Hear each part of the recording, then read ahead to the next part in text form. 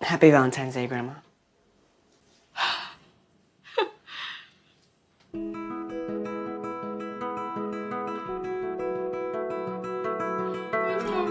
Give more love to everyone in your life this Valentine's Day. Kmart, where Shop Your Way members always get more. I'm Thurman Munson. We're coming on. I'm Roy White, and we're coming on. I'm Fritz Peterson. We're coming on. I'm John Ellis, and we're coming on. I'm Mel Stottlemyre. We're coming on. I'm Bobby Mercer. We're coming on. I'm Ralph Howe, and they better come on. We're coming on. Are you coming out?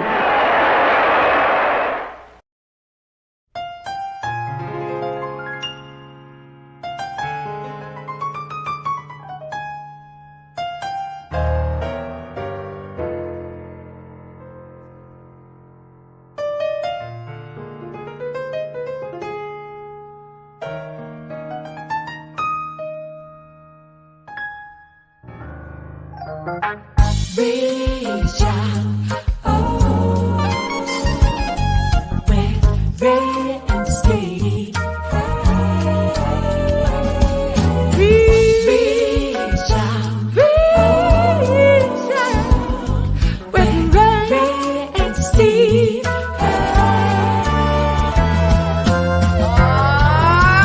Take me out to the ball game. Take me out to the car.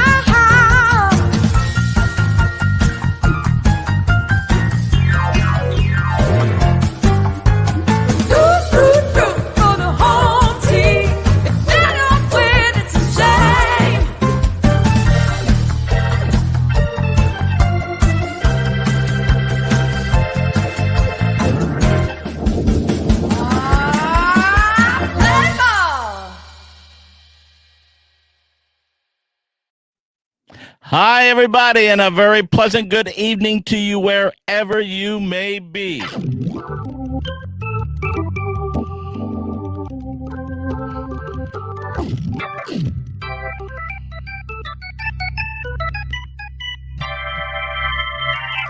Oh, of course, I guess I have the wrong uniform, and maybe that's the wrong song for the day after the Super Bowl.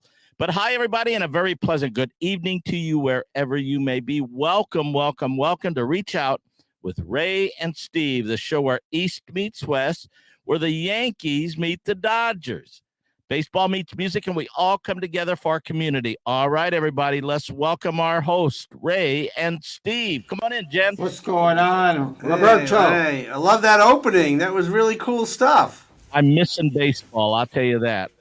Well, you're going to miss it a little bit longer because they haven't settled anything yet. I know, it's crazy, but I'm really actually, I don't know if we even want to talk about it now, but I was really major league disheartened, frustrated this past week because the National League has adopted, however you want to put it, the DH, the designated hitter, and I hate it. But there you go. You know what? It was inevitable there, Robby, because everybody else, the minor leagues, high school, little leagues, they all have the DH, and the National League was the only organized league not to have the DH. The Brooklyn Dodgers never had the DH. No, they never had the DH. But you know what? It prolongs the careers of some athletes and ball players a little bit. So if you look at it that way, it does extend people's careers a little bit. Well, if you want to look at it for that point of view, then why don't we let them have pinch runners? You know, if a guy gets a base hit, then they can have somebody run for him, or they can run from home plate like they do in those beer softball leagues. Yeah, well, we've been on the American League thanks to Ron Bloomberg back in the 70s. We've had the DH all this time, so You have to get over it there, Robby. Hard. That's a tough pill to swallow. What do you think about all that, Ray? You're I think that the you're an Dodgers American should. League guy. I think the Dodgers should sign Nelson Cruz as quick as possible and get ready. Okay? I think you're right. And I think they should sign Gio.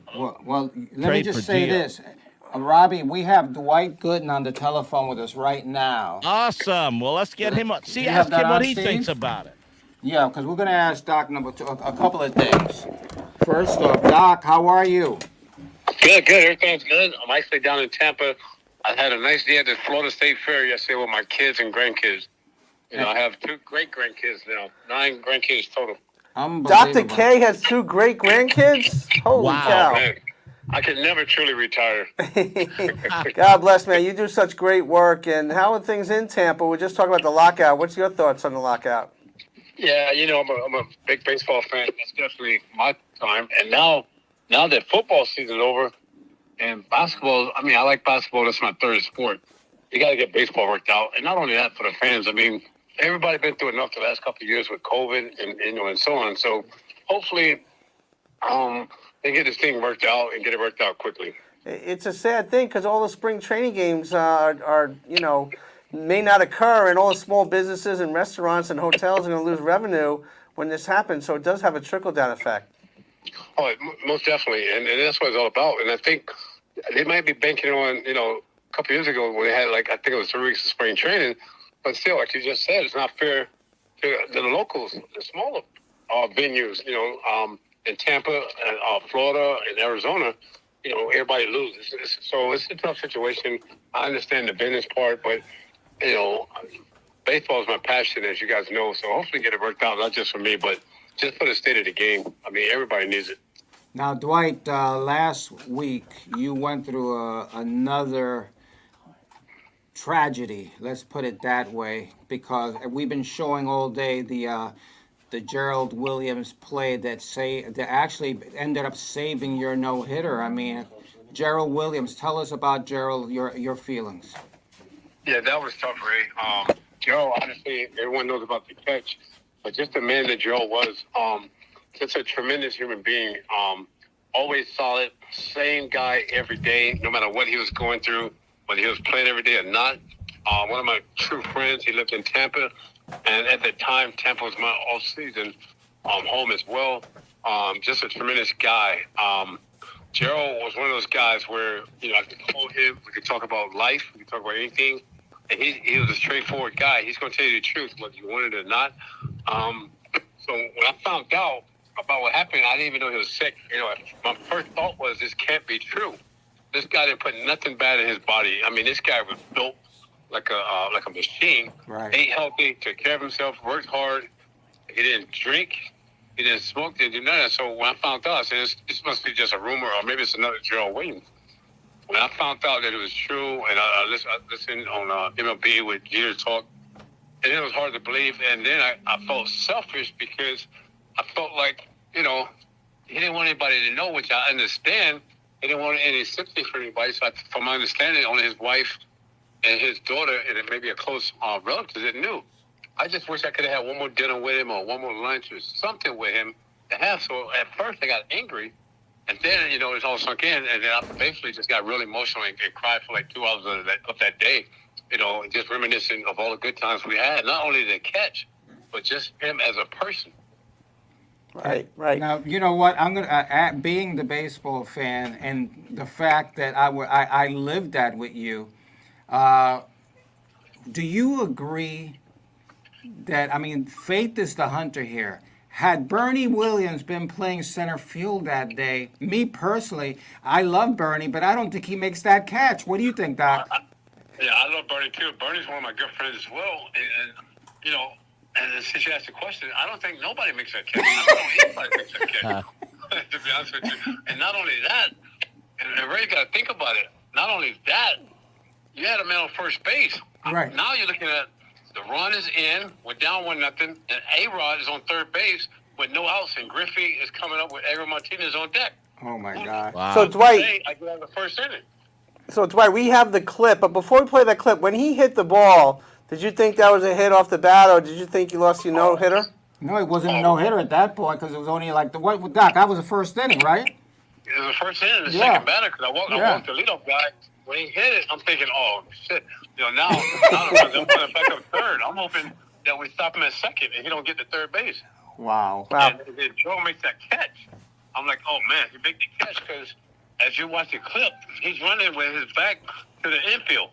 His back is to the infield. He throws his glove up, makes the catch. And then he doubles off Glenn. I think it's Braggs. I don't know if it's first name, but Darren Braggs at first base.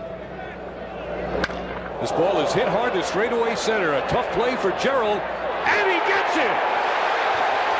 Unbelievable! He stuck his glove up. Now the relay back to first. Double play.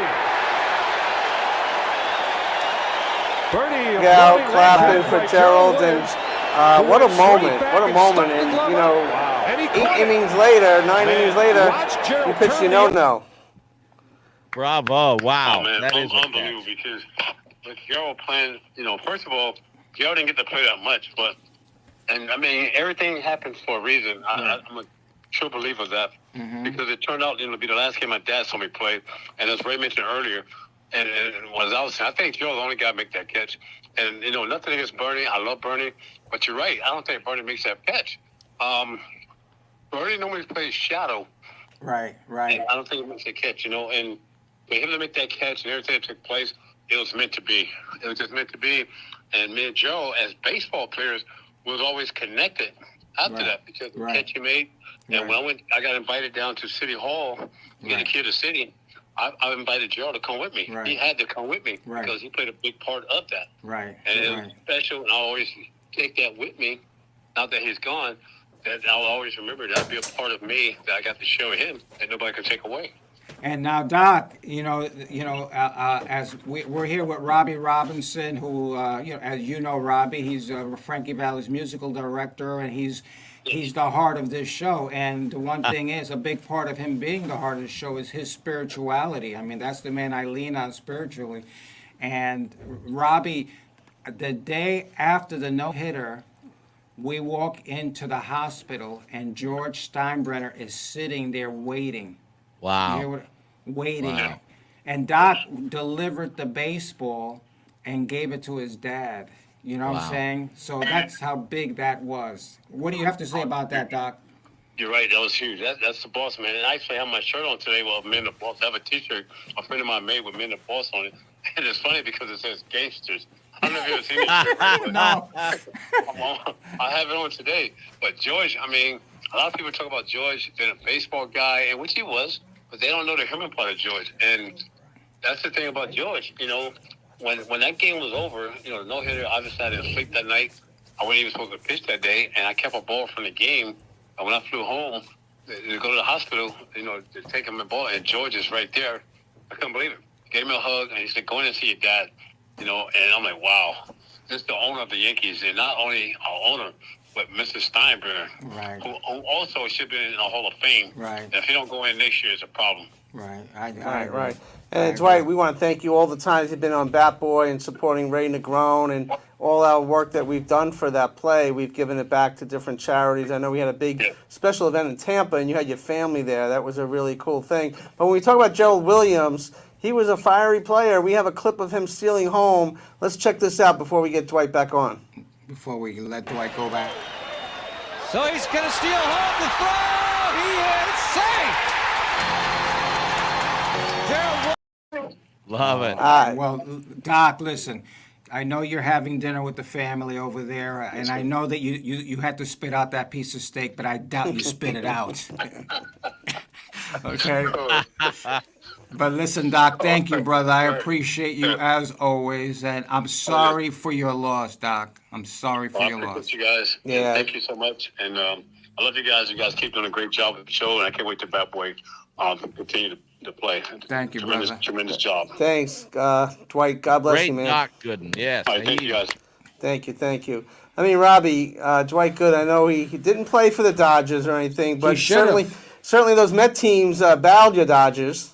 You know what? He was a great player, and we had Strawberry. Wouldn't it have been nice if Doc could have been there along with Daryl? But such it is. But that whole story about about his dad and the no-hitter and how Gerald Williams saved it. Just an amazing thing. It's really right out of a is. fairy tale, right out of a book. Right. And that's what we try to do on this show, reach out, is bring those stories behind the scenes that maybe people don't know in the music world, in the entertainment world, in the community, because it's so very important. Obviously, Dwight was very close to Gerald Williams, and not just for that play, but just as their friendship grew over the years. So it's certainly a blessing when you can have Dwight Gooden come on this show and to share his thoughts about his dear friend Gerald Williams. It's And just that, Steve, after all these years, I still find it phenomenal that Gerald Williams just happened to be playing that day. Right. You know? Right.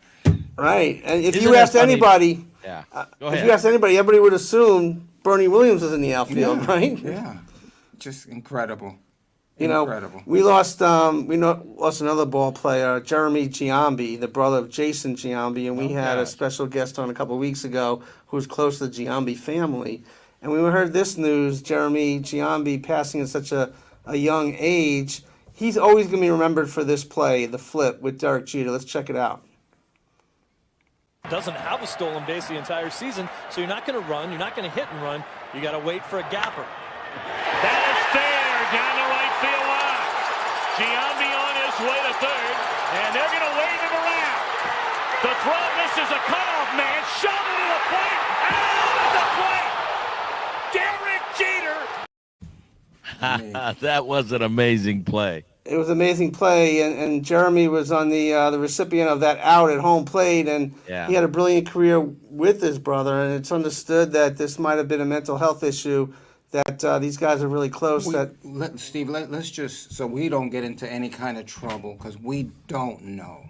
But the rumors are out there, and I hate rumors in baseball, like the same, Robby, like in music. Sure. You hear the different scenarios. Even the rumor that I hear about that you're a good singer. Exactly. Same thing. That's those same kind of rumors. Yeah. But the one thing that having Steve here, being a psychologist and dealing He with tries to analyze us, both of us, all the time. Doesn't All he? Yeah, the I'm time. still working on him. It's been a couple of years. But seriously, it's just that there are so many people out there that have these problems, that contemplate different scenarios, including suicide and things like that.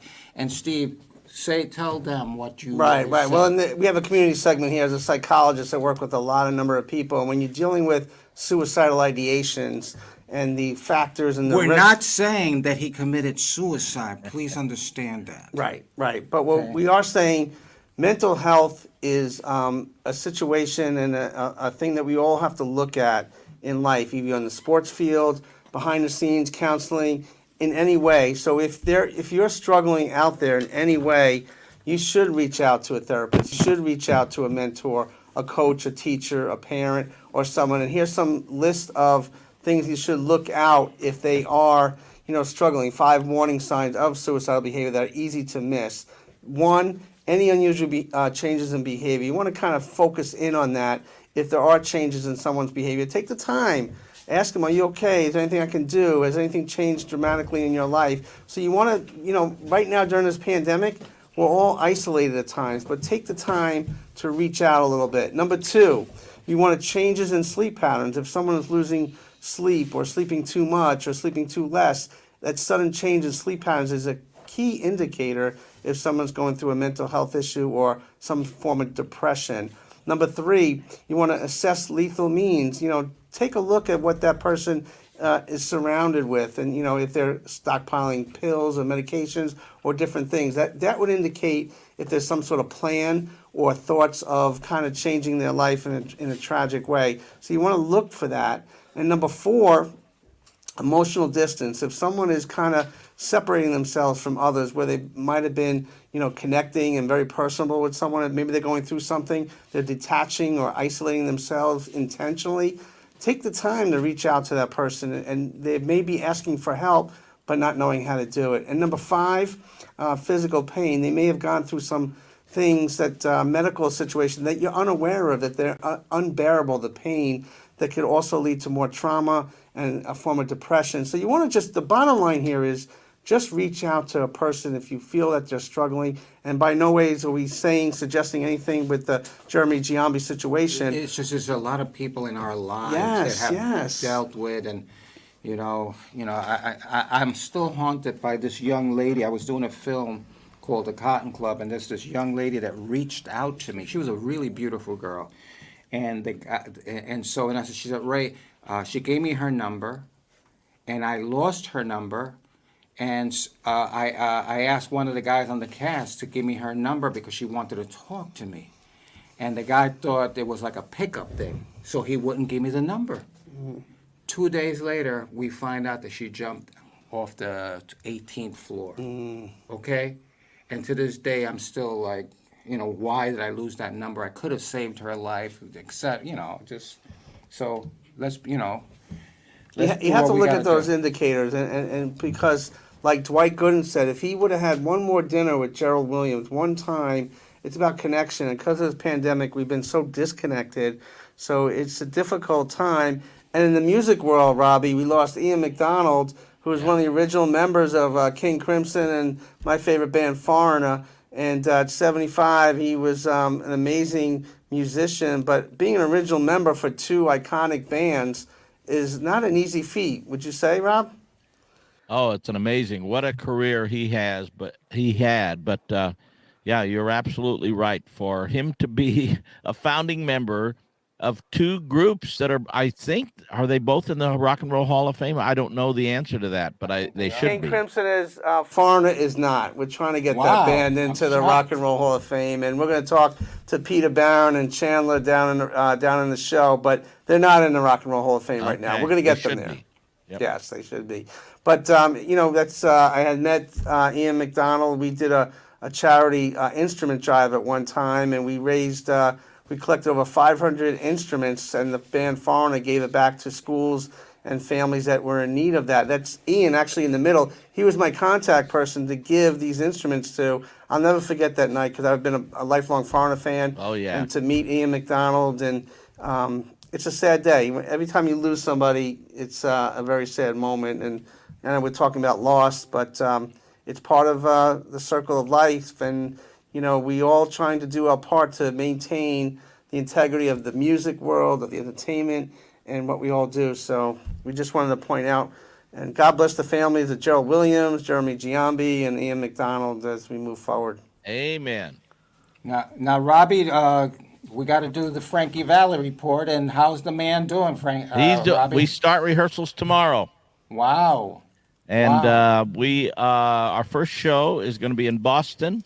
In Boston on March 4th, and then we're coming to your neck of the woods, but you guys are gone. We're going to Staten Island on March 5th, and then Westchester on March 6th. Well, listen, I haven't left New York yet, so don't be shocked that you see me I just show came up. back from Florida. I'm actually going to be in New York. We got to go. He didn't invite you. Well, if you go, I'm going to tag along. This guy is just unbelievable. And you know what? Then we're going down to Tampa. That's right. Well, we're going to be in Clearwater in a couple weeks after that. So down at Bobby Ruth Hall, definitely. 2 nights. 2 nights back to back. That's always fun because you don't have to unload everything. You get to hang out in Florida a little bit. Yeah, and then we're also playing Orlando. Oh, okay. All right. Orlando, the outdoor facility, Robby? I don't know what venue. It's Disney World something, I think. Okay. All right. Well, there you go. There we go. But you know what? There's another baseball great who's not in the Hall of Fame, Louis Tiant. Robby, here's the situation, just so you know. What happened is I got a call the other day from Louis Tiant's sons. His father has COVID, and he's in the hospital, and he can't have any visitors. And Louis has been telling me that he feels like he's in jail. Wow. And so I've been calling him every day just to try to kill little time. And I told his sons, I'll call him this day, you guys call him those days, et cetera, et cetera, et cetera. And so what we're gonna do, Robby, is we're gonna call Louis right now. Okay. Great, awesome. Okay, we're gonna call Louis right now just to let him know that, just basically to let him know that we love him, and and et cetera. Hold on. Here we go.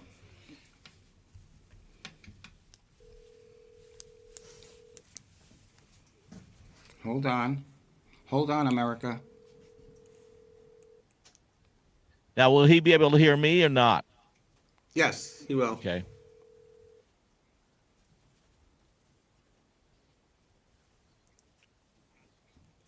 He's Where not. are you? Where are you? Where are you? Where are you?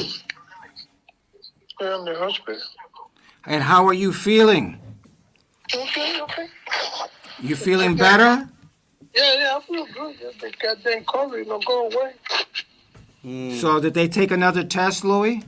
Yeah, last night and today. And it's still there. It's still there. Unbelievable. Well, we're just calling, I'm in the middle of doing my show, and I was telling them that you're trying to get it together, and, everybody's missing you. We're missing you, Louis.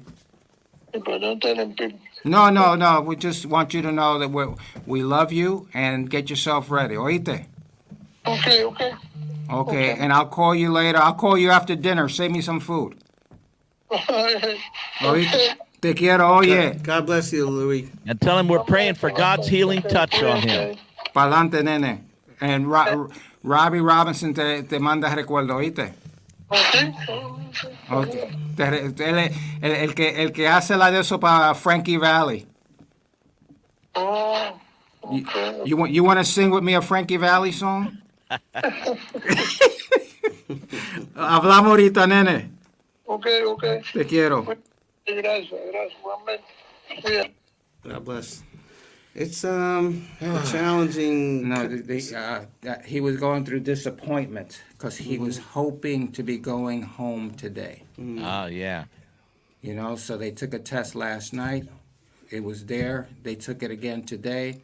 Still there. So. Well, hope and pray that it gets completely done and finished. You know what? The good news is for this, I know that it's still serious, but generally speaking, most people seem to have pretty minimal symptoms, and so hopefully he's gonna get through this quickly and completely. Yeah, no question about it. I do worry for him because he is 82. That's a kid. What are you talking about, 82? Frankie Valli will be 88 in May. No, that's a different kind of animal there. Yeah, he is. He's got the fountain of youth. Well, hey, guy, forget it. I know a bunch of guys that are in their 80s that are still out there rock and rolling. As a matter of fact, not to put in a plug, but the guy that's going to be with me tonight. Tell us. Who is it? It's oh gosh, now Puckett, Gary Puckett. Gary Puckett and the Union Gap of the Union Gap. Lady, willpower is now or never. Don't ruin it for us. Ray. Yeah, I mean, it started off so good, Robby. I know. I hesitated to say his name because this. And Gary is going to be 80 years old this year, and he still looks like a kid. Wow. I've seen Louis. Louis looks great. Yeah, Louis does look great, and we had him on a couple of months ago with his son, who does great work as well, and he's just an ambassador for the game. So for us to reach out, to him and to give him a little sunshine a little bit today, and hopefully he'll get well and to get out of that hospital. I hope so. I think aren't you in your 80s, Ray? You look pretty good. 79, Robbie. 79. Almost 80. Yeah, he keeps showing me his birth certificate. I gotta double check it again. So, yeah, I know where he gets those birth certificates. Hey, easy. we're on the air. What's wrong with you? Oh, sorry. That's right. Well, we have a couple musicians, and the first one we're gonna bring on is Chandler Mogul, who is the front man for a band called Double Vision, who's a tribute band to Foreigner. And this guy is like a mini Kelly Hansen. I'm a Lou Gramm guy, but Kelly has held down the fort for all these years, and Chandler and I go back and forth in the Foreigner history. Let's bring on Chandler a little bit. He's an amazing guy, great person, amazing band. And Chandler, you're in the UK right now, right? Hey guys, yes I am. I'm calling. Wow. I'm here from England. How are you? What's happening, Chandler? Good to see you, brother. That's Robby Robinson, Frankie Valli's guy. Yeah, hey, how you guys doing? Good, man. Good. So what's going on in the UK? I'm doing a pretty big recording project over here. Awesome. So I'm here for about 2 more weeks or so. Been here for 2 weeks already. Sort of like a month-long thing. So it's pretty serious, pretty arduous work. I'm doing like 7-8 hour day sessions. Wow. And, so I'm gonna try to talk low because I gotta. You're not at Abbey Road Studio, are you? No. I'm in Durham. It's up near Newcastle. Great. Newcastle. I don't know how you say it. Yeah, Chandler, the music that you guys put out, your entire band is just like Foreigner, basically. I mean, you really kind of nail it each and every show, and you're going to higher venues. Every time I look on social media, you guys are killing it, traveling all over the place. How's that tour going for you? It's going great. We're just trying to keep pushing to, like you said, to higher levels and keep it going and get a great product out there. And there's still so much more to be done because now that we're, coming out of COVID, apparently, hopefully, that, hopefully we're going to have a lot more opportunities, and we have a nice calendar for this year. And, we're just constantly going to keep pushing, try to give Foreigner a run for their money. That's right. And we've met a couple of years back, and it's just a blessing to have your whole band. Talk about the band that you have, because I mean, you really highlight the music of Foreigner in such great ways, and to see you guys perform on a regular basis is really cool. Yeah, I mean, the band itself it just couldn't be a more special thing because we just have the right group of people, and that's what makes the band electric and magic to me. I just got really lucky with the right people, We have Chris Tristram from Great White and House of Lords on bass. We have a young kid named Jason Colombini, or Jason Draven, rather, which is a stage name. The kid's 20 years old, and he's playing like a pro. It's unbelievable. Never seen really that kind of talent. We have Sean Tarr on guitar, who's an amazing guitar player as well. Just an awesome shredder, and he's done a lot of records and been in a lot of bands in the business. And we also have Alex Lubin on keyboards, who's also been in a lot of different bands, and was in a lot of bands in the 80s and 90s, and who just really nails the essential, those keyboard sounds are just quintessential to Foreigner. So he just really goes off and nails those, just couldn't imagine them sounding any better. And we also have Scott Dubois from Warrior Soul on drums, and great solid drummer, and all around great guy, very good friend of mine. The whole band just works together, and we also have Tony Carfora on saxophone as well, was in the Saturday Night Live band, played with Shania Twain. So we got everybody. Everybody holds their own, you know what I mean? But it comes together, and it makes a really, really awesome, chemical reaction, and you get, the energy is right and the feel is right, and it just works, and people are digging it, so I just hope I don't get a cease and desist letter from Foreigner anytime soon. but it's cool. You played in Daryl's house recently. Talk about that experience, because Daryl Hall has that amazing place to perform, and he has a show. How was that venue to play at? Daryl's house, yeah, great. We played there 3 times now. We played there once during the pandemic.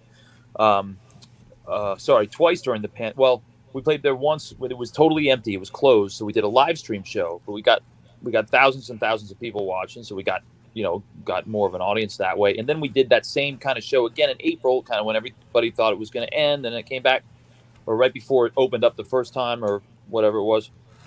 We did like a live stream show there again, but it had like a limited seating, there. So, but again, the live stream there got us out to thousands and thousands more people. So, it's that those live streams we did there were very, very helpful to us, because Daryl's house has a big following, like nationally and internationally. So when they live stream there, they get a lot of viewers. And then just recently we played, when was it? The beginning of December, we had a show scheduled there at the beginning of the pandemic, like April 2020. And we just played that show, which got rescheduled like 3 times just in December. So, and then obviously the place, it was packed then. because all these people were waiting to see us for 2 years.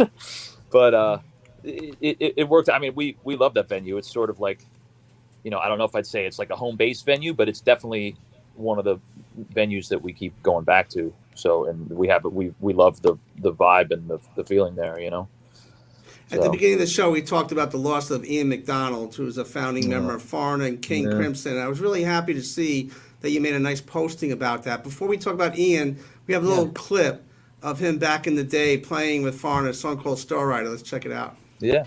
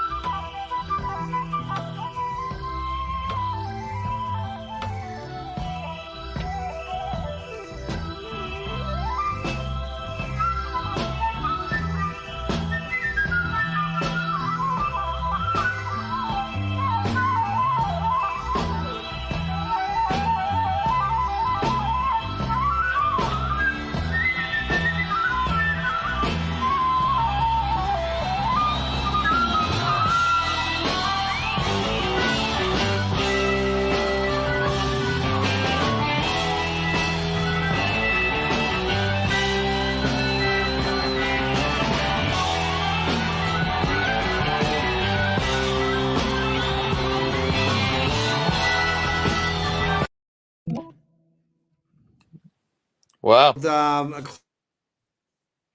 That was awesome. Great. What's your thoughts about the original band?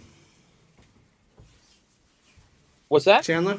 What's your thoughts about the original Foreigner band? Oh, I mean, fantastic. I mean, that's cool that you played that clip there. I'd never seen it, but you can tell that he, the flute solo, you can hear like the King Crimson influences and stuff, and the jazzy kind of vibe there. And I just think that's such a cool touch to bring into like an arena rock band, and then have like the hints of progressive stuff there. And is he on the first 3 albums or first 4 albums? First 3 albums. First 3 albums, yeah. Yep. So, Robby, I gotta ask you, Robby, when you're dealing with like big stars like this, meaning like a Frankie Valli or Foreigner, how do they feel about the other bands playing their sound, their music? I think you get mixed feelings on some respect, but generally speaking, most of these guys, when there are tribute bands, of course, for Frankie Valli, there are now dozens of tribute bands out there. They take it as a tribute, and they like it, and they enjoy it, and appreciate it. And you know what I was going to say, because what jumped out at me and hearing Ian play was so super cool. But hearing the Hammond organ, just hearing the Hammond organ, on that track was so cool. Because for me, you can't have a band without a Hammond organ. But I don't know, Chandler, what you think? You must like Deep Purple then. Oh yeah, and this. Oh yes. Oh, I love that song. Wow, that's another English group, Procol Harum. But we digress. No, but it's great. So Chandler, my role, our friendship is based on Foreign, and I know you emulate Kelly Hansen. So I'm always here to remind you of the past, Lou Gramm and all those guys. So I was really happy to see that posting about Ian McDonald, because without those original members, you're not out there rocking and rolling and continuing that legacy of their great music. Oh, totally. No, I mean, the cool thing about Foreigner is the different periods. You had that early period, and then you had them go on to, getting with Mutt Lange on the 4 album, and, going to superstardom from there, and then the 80s stuff, and then, then the 90s stuff, which is lesser known, but then you had Kelly Hansen come in, and then they're like a reinvigorated band. I like it when bands go through those different periods, and you can tell that they're trying different stuff, and they're maybe, for lack of a better term, changing with the times or whatever, but it shows versatility. You know, I mean, there's a lot of bands who they make. You know, you could argue that they make the same album every record. You know, Right. like I mean, I love them a lot, but I would say like AC/DC. You know, there's not a lot of variance there, but still, I like it when bands try new things sometimes. You know. Well, I Although think as musicians, no matter if it's Johann Sebastian Bach or it's Jimi Hendrix, you want to continue to grow for the rest of your life. And the Beatles were the best illustration of that of anybody. Oh, no doubt. No doubt. They had all those different periods too. So yeah, that's one thing I love about exploring the discography of any given band. You know, I like to see those ebbs and flows or those changes and turns and things. And Foreigner has that, you know. Yeah, no doubt. Well, Robbie, you mentioned the Beatles. We have a little clip actually of Ian McDonald talking about the Beatles and his time with King Crimson and Foreigner. It's about a minute long. Chandler, stay with us. Watch this. We never thought of the term progressive or anything like that. You know, we've been labelled since then as sort of the original prog rock band. You know, I don't know about that, but I do know that music was expanding. Hearing the song Yesterday for the first time, to me that was the birth of so-called progressive rock, because it was like it was a voice and a string quartet coming from just standard sort of rock band lineup. And I realized when hearing that something new was opening up. Strings had been used before. Buddy Holly, Gene Pitney, and others had used strings on their songs, but nothing quite like that like Yesterday had been done. It almost gave me permission to bring in the mellotron and to bring in classical and when we did form King Crimson, and so people said to me, how can you do King Crimson and then Foreigner? How can you? It's so different. And my reply to that is, well, to me it's all the same to me. It's music, and I just apply myself to whatever song, whatever material, whatever album we're making. What I'm doing in the present day, a band called Honey West, which I am a member of, and I co-produced and co-wrote a majority of the songs, and I produced that album. And so I just apply myself to whatever's needed at the time.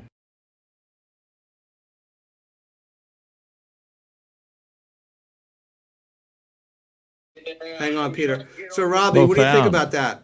I think that's very profound, very articulate, and I could not agree with it more. I've used this quote before, but Duke Ellington had the brilliant quote about that stuff, and he said that there are two kinds of music. There is good music, and then there's the other kind. And the reality is that's true. No matter what the style, no matter what the genre, it can be good, whether it's a polka or it's hip hop or whether it's country or whether it's rock and roll, progressive rock. It can be good, done well, or it can be done poorly. And so, in often cases, interestingly enough, one of the key ingredients is the song. If the song's not there, it doesn't matter how great the band is, right, or the artist is. Chandler, what's your thoughts about what Robbie said and what Ian was talking about? I totally agree with Robbie. I was going to say the same thing. It's all about the song, and as a consummate professional that Ian is, he said it. You know, he basically said it well. Like, he can basically go into any situation. Basically, he's saying what the song, you know, he's servicing the song. He's servicing the situation, like, you know, how it works for that music, and he can apply something to whatever the situation requires. So that's the way I've always seen it as well, and how Robbie sees it. Any professional musician should see it. They should work for the song and the betterment of the song. That's how I've always seen it. And, you know, interestingly enough, I can tie it to, if I can connect it with Frankie Valli. Now, you're talking about a guy who had his first hit with the thing.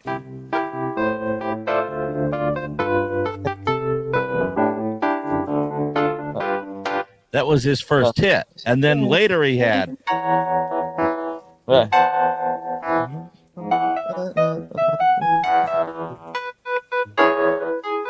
Totally different song. Then then another, and then 15 years later, he has.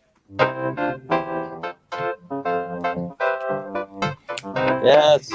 So, Yes. those are a lot of different styles. And Frankie Valli is one of the guys who has been able to adapt and to a new musical horizon with each generation, with each decade, and had a couple hits, Chandler, what does the musical director have to do? Is he the core of the group? In any given band, or yes, yeah. I mean, sometimes he's not necessarily the leader of the band, but he has an assigned post of musical director, which might mean to get the charts together and get the sheet music together. Basically, make sure he would kind of be in charge of rehearsing the band, making sure everything's tight, making sure everything sounds right, making sure everybody's on the same page, basically. So he's like the true director per se. Yeah. And I think, definitely. if I might interrupt you, Chandler, you hit the nail on the head. It's a different connotation depending on that particular group that you're in, and that's going to happen from band to band. Sure, right, totally. Well, we have another musician on here. He's a guitarist, Peter Barron, who played with Rainbow and Deep Purple. And Peter, you on the line there? Yes, I am. Yeah, talk about, Peter, your unbelievable musical career. We have Robbie Robinson from Frankie Valli's band. We have Chandler Margot from the Double Vision band. And talk about your music and your connection with Ian McDonald. Okay, well, first of all, I didn't play in Rainbow and I didn't play in Deep Purple, but I played with Joe Linterna, who was the singer in Rainbow and Deep Purple, and I've been playing with Joe on and off and recorded with him and everything, and he's a great friend of mine, and he's on my upcoming Live at the Cutting Room album. Joe is on 4 songs. He came up with me, but I spent most of my time playing with Leslie West of Mountain since I was 17 years old, signed by Felix Pappalardi, and I've written songs with him and everything, and I was the first and last guitar player to play with Leslie West. So that was, I didn't play in Rainbow. I did work shows for Deep Purple when I was a kid. I worked for a lighting company when I was like 15, and C Factor, and I spent time around Deep Purple, and who I always loved, and Rod Stewart and some other bands. And then I started playing with Leslie West when I was in high school. My senior year of high school, I kind of fell into that whole situation and was there on and off for many years. But, Ian McDonald, for one, Mick Jones took my place in the Leslie West band. So I knew Mick, I knew Ian. We were signed to the same manager, Foreigner and myself, and, of course, Leslie West and other people, Mountain. And Bud Prager managed us. And that was when I first met Ian. Ian, I think, did the first 3 albums with Florida, and Mick had played with Leslie before he started Foreigner, and I in Leslie's band, and then I don't know. I was actually open shows for them with my band when Mick was playing with Leslie. Anyway, Mick went on and started Foreigner. Of course, we know the rest is history. But I was in Ian McDonald's first band that he started after Foreigner. And Tommy Mottola, who was before, I guess, he had a company called Champion, and they managed Hall & Oates and a lot of other people, Mellencamp. And anyway, I was working with him at that time, Tommy sent me, I was in his office, and he sent me over to SIR where Ian was rehearsing. He said Ian McDonald was putting this new band together and this and that. And so I went over, and Steve Holly from Wings was on drums, and this British bass player, I can't remember his name, but I was the lead guitarist and lead vocalist in this band with all these British guys, and it was really like up my alley. And Ian's material at the time was really, really cool, and it was poppy but had a bit of an edge, and just kind of like up my alley and very melodic. I really liked it, and we hit it off really well. And so we were there for a while and, rehearsing and everything, but it never really went past beyond that. And I don't think he really did much after that, until he had this band Honey West, who I went to go see not too long ago at the Cutting Room. I believe it was over the summer. I was there with Ken Dashow from Q104. And, Ian played the Cutting Room. And, it was okay. And, but the material, and then he put out an album like many years later. And that was okay. But the material he did at that time was really, really cool. And so, through the years, I've certainly, crossed paths with Ian, and we'd hang out together in different venues in the city. And, when I was working with Tommy Mottola, Ian wanted to meet Hall & Oates, so I took him backstage at the Garden to meet Daryl and John, and of course I hooked it up to Tommy Mottola, who was going to manage Ian and myself at the time, and Ian kind of passed on it all. I got him back there, and we went. We had a limousine. We pulled up backstage at Madison Square Garden. And I got him into Hall & Oates' dressing room. I was being a little pushy, and Tommy actually said to me, he goes, you're really being a pain in the ass now. I said, well, Ian McDonald, he wanted to meet Daryl and, and all this. So Ian went in, and okay, they talked and this and that. But Ian just never got out of the studio stage with that particular project. So the band basically bailed. Steve Holley left, and it just kind of disintegrated. Like most bands do, and that's that. But lately, of late, I'm doing the music for a upcoming TV series called Paper Empire. Directed by Robert Gillings, that is loaded with celebrities, and that kind of dropped in my lap about a year and a half ago. And I have the intro song which is called "Money Is the Magic," which is the intro to every episode. Which it's going to be all over the place pretty soon. The latest celebrities that came on board is Kelsey Grammer. He's playing a Swiss banker, and Cuba Gooding Jr. is playing an FBI director, and Robert Davies, the main character. It's about a guy like a Bernie Madoff character who embezzles $58 billion of digital currency, which has gotten to be quite popular these days. And Ann Arch is in it, Wesley Snipes, Steve Gutenberg, Carol Walt, Denise Richard. There's a list of 1 million people in this thing. So that sounds like a who's who, doesn't it? Wow. Yeah, it definitely sounds like a who's who. Peter, we're going to show you a little clip of some of the music you're putting out there so that our viewers could check out what you do behind the guitar there. Thank you. You'll see that. I don't want to hear DYC singing "Keep Up Your Head" over there.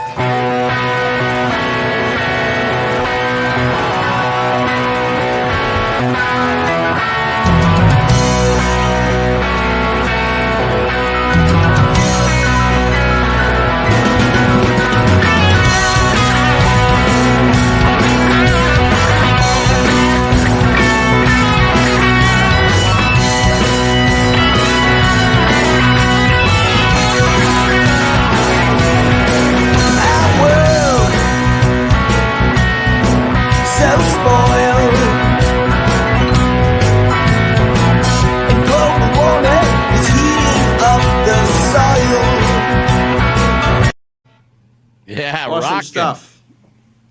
And before we say goodbye, Chandler and Peter, how can people get a hold of your music?